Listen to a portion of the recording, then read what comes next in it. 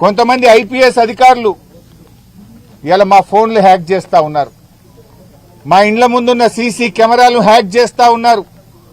బెంగళూరు నుంచి ప్రైవేట్ హ్యాకర్లను తీసుకొచ్చి వాళ్లకు డబ్బులు చెల్లించి హైదరాబాద్ కమాండ్ కంట్రోల్ రూమ్ లో వాళ్లను పెట్టి ఇవాళ బీఆర్ఎస్ నాయకుల ఫోన్లు హ్యాక్ చేస్తున్నారు, మా ఇండ్ల ముందుండే సీసీ కెమెరాలు హ్యాక్ చేస్తా ఉన్నారు. ఇవన్నీ బయటకు వస్తాయి. నేను ఐపీఎస్ అధికారులను కూడా హెచ్చరిస్తా ఉన్నాం, మా దగ్గర అన్ని సాక్ష్యాధారాలు ఉన్నాయి, టైం వచ్చినప్పుడు అన్ని బయట పెడతాం. రేపు బీఆర్ఎస్ ప్రభుత్వం వచ్చిన తర్వాత మీరు రిటైర్ అయినా మిమ్మల్ని వదిలిపెట్టము. మీరు రిటైర్ అయితమేమో అనుకుంటున్నారేమో గాని రేపు మీ మీద దానికి సంబంధించినటువంటి కేసులు నమోదు చేస్తాం, విచారణ జరుపుతాం. మీరు చేసిన అక్రమాలకు మీరు తగిన మూల్యం చెల్లించుకోవాల్సి వస్తుంది. అప్పుడు రేవంత్ రెడ్డి కాపాడలేడు, మిమ్మల్ని ఎవడు కాపాడలేడు. రిటైర్ అయితే సొంత డబ్బులతో అడ్వకేట్లను పెట్టుకోవాల్సి వస్తుంది.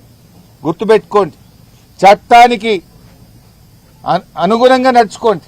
కానీ చట్టాన్ని అతిక్రమించి ప్రైవేట్ హ్యాకర్లను ఎంగేజ్ చేసి బీఆర్ఎస్ నాయకుల ఫోన్లు హ్యాక్ చేస్తే, బీఆర్ఎస్ నాయకుల ఇండ్ల ముందుండే కెమెరాలు హ్యాక్ చేస్తే మీరు రేపు చట్టం నుంచి తప్పించుకోలేరు అనే విషయాన్ని నేను వాళ్ళని హెచ్చరిస్తా ఉన్నా. ఏంది అక్రమ కేసు? ఇలా క్రిషాంక్ మీద ఇన్ని కేసులు పెట్టి జైల్లో పెట్టినా అని రేవంత్ రెడ్డి వికృత ఆనందం పొందుతా ఉన్నాడు. మీరు చేసే అరాచకాలు పాపాలు అన్ని ఇన్ని కావు, ఇలా అన్ని రికార్డ్ అవుతున్నాయి, ప్రజల దృష్టిలో రికార్డ్ అవుతున్నాయి, మా పార్టీ కార్యాలయంలో రికార్డ్ అవుతున్నాయి. రేపు వీటన్నిటినీ ఓపెన్ చేయాల్సి వస్తుంది. అయిపోయింది, నీ పని అయిపోయింది. నువ్వు నీ 420 హామీలు లేవు, నీ 420 హామీల సంగతి ప్రజలకు అర్థమైంది. ప్రజలే తిరగబడుతున్నారు. నువ్వు మాటలకు ఎక్కువ, చేతలకు తక్కువ. ఏదన్నా ఒక్కటన్నా అమలైందా? నీ మాటలు ఏదైనా ఒక్కటన్నా అమలైందా? ఇవాళ నీ జూబ్లీ హిల్స్ ప్యాలెస్ చాలదని ఎంసీహెచ్ఆర్డీలో 100 కోట్లతో ఇంకో ప్యాలెస్ కడుతున్నావు. పెడతాం, అన్ని బయట పెడతాం. ఇప్పటికైనా మేము ఒకటే కోరుతున్నాం, నీకు సగం కాలం అయిపోయింది, ఇక మిగిలింది సగ కాలమే. ప్రజలకు ఏదైనా మేలు చేసే ప్రయత్నం చేయి. ఇలా రైతులు చాలా ఆందోళన ఉన్నారు. అరే శనగలు కొనుడు ఆపేసినావు నువ్వు, సన్ఫ్లవర్ కొనుడు ఆపేసినావు నువ్వు. 20 రోజుల నుంచి కొనుగోలు కేంద్రాల్లో పొద్దుతిరుగుడు రైతులు, శనగలు పండించిన రైతులు పడిగాపులు కాస్తున్నారు, కుప్పల కాడనే పండుకుంటున్నారు 15 రోజులకెళ్ళి. మరి నీ మంత్రులు నువ్వు నిద్రపోతున్నావా? నీ ఇంటెలిజెన్స్ ఏం చేస్తున్నది?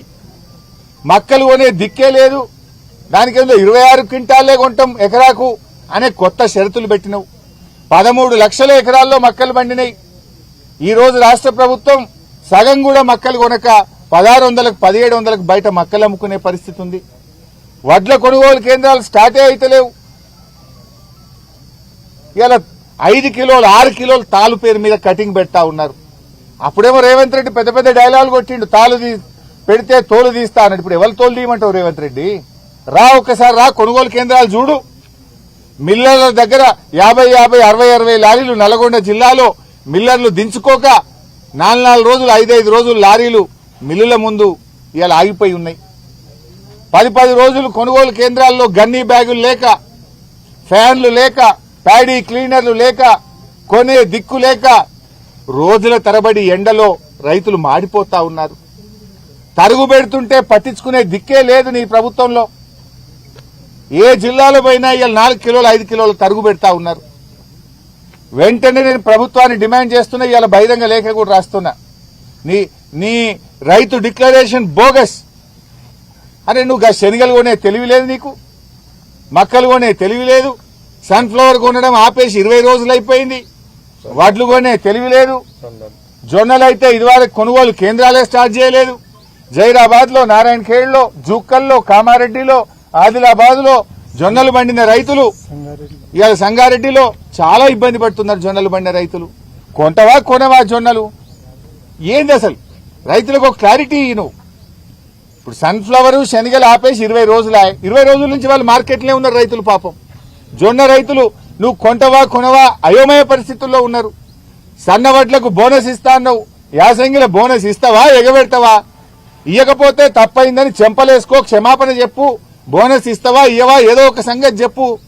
పోయిన యాసంగి 1560 కోట్ల బోనస్ ఎగ్గొట్టినవు, మరి ఈ యాసంగిలో కూడా బోనస్ ఇస్తావా ఇయ్యవా? ఏ సంగతి చెప్పవేంది నువ్వు? ఎంతసేపు కేసులు నిన్ను అడిగిన వాళ్ళ మీద కేసులు పెట్టుడు, జైల్లో పెట్టుడు, ఇదే సరిపోద్దా? రైతులు ఎండలు మాడిపోతుంటే పట్టించుకునే తెలివి లేదా నీ ప్రభుత్వానికి? రైతుల కష్టాలు నీ ప్రభుత్వానికి పట్టవా?